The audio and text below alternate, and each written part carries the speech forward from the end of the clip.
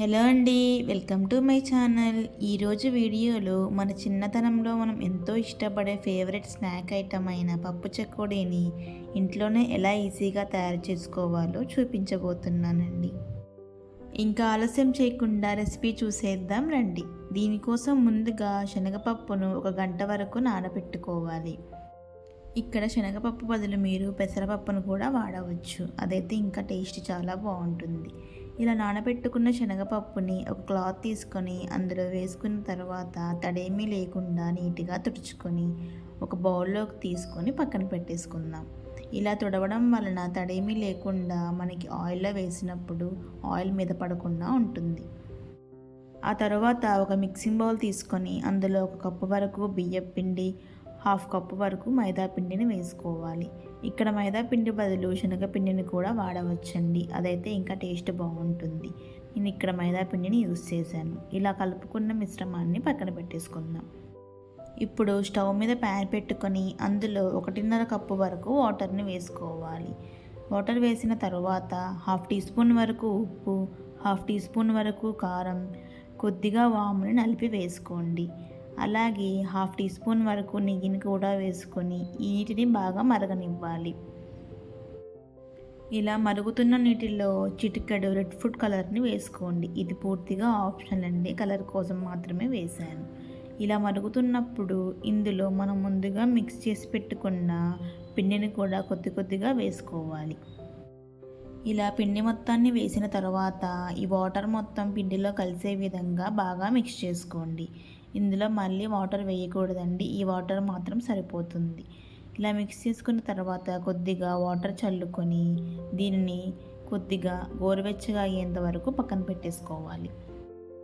ఇలా గోరువెచ్చగా అయిన తర్వాత చేతికి ఆయిల్ రాసుకొని ఈ పిండిని మొత్తం మనం చపాతీ పిండిలాగా మెత్తగా కలుపుకోవాలి.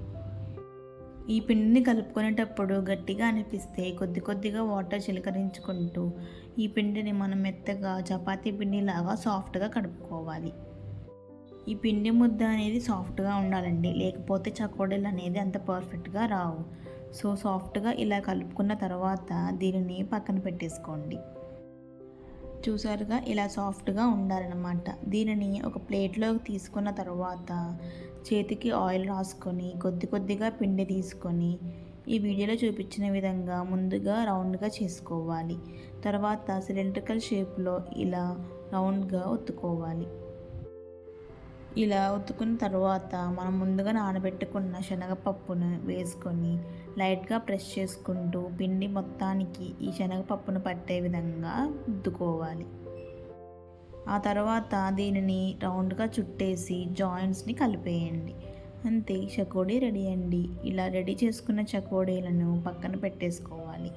ఇలా మిగిలిన పిండితో సేమ్ చెప్పిన విధంగా చకోడీలను చుట్టేసుకుందాం. ఈ చకోడీల సైజ్ అనేది మన ఇష్టం అండి. కొంతమంది లావుగా చేసుకుంటారు, కొంతమంది సన్నగా చేసుకుంటారు. లావుగా చేసుకుంటే ఏంటంటే మనం వేయించడానికి చాలా టైం పడుతుంది. సో సన్నగా చేసుకుంటే త్వరగా అయిపోతాయి. అది మన ఇష్టం అండి. ఇలా పిండి మొత్తాన్ని చకోడీలుగా చుట్టేసుకున్న తర్వాత ఒక ప్లేట్లోకి తీసుకొని పక్కన పెట్టేసుకోండి. ఇప్పుడు స్టవ్ మీద ఒక కడాయిని పెట్టుకొని అందులో సగం వరకు ఆయిల్ని వేసుకోండి. ఆయిల్ ఎక్కువగా ఉంటేనే డీప్ ఫ్రై అవుతాయండి. మనం ముందుగా తయారు చేసి పెట్టుకున్న చకోడీలను ఒక్కొక్కటిగా వేసుకోవాలి. ఎన్ని వీలైతే అన్నీ వేసుకోండి, ఎక్కువ వేసుకుంటే అవి అతుక్కుపోతాయి అన్నమాట. ఈ చకోడీలన్నీ వేసుకున్న తర్వాత వీటిని ఒకసారి మిక్స్ చేసుకొని లో ఫ్లేమ్లో మాత్రమే ఇవన్నీ పైన ఇలా బబుల్స్ వస్తున్నాయి కదా, ఇవన్నీ పోయేంత వరకు వేయించుకోవాలి. ఇలా బబుల్స్ పోయేంత వరకు వేయించుకుంటే మాత్రమే లోపల కూడా క్రిస్పీగా ఉంటుంది. లేకపోతే సాఫ్ట్గా ఉండి చకోడీలు అనేవి పర్ఫెక్ట్గా రావు.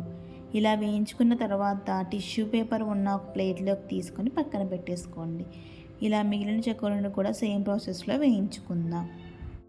ఈ చకోడీలు చల్లారిన తర్వాత క్రిస్పీగా తయారవుతాయండి. అప్పుడు వీటిని ఎయిర్టైట్ కంటైనర్ బాక్స్లో ఉంచితే 15 రోజుల వరకు చాలా ఫ్రెష్గా ఉంటాయి.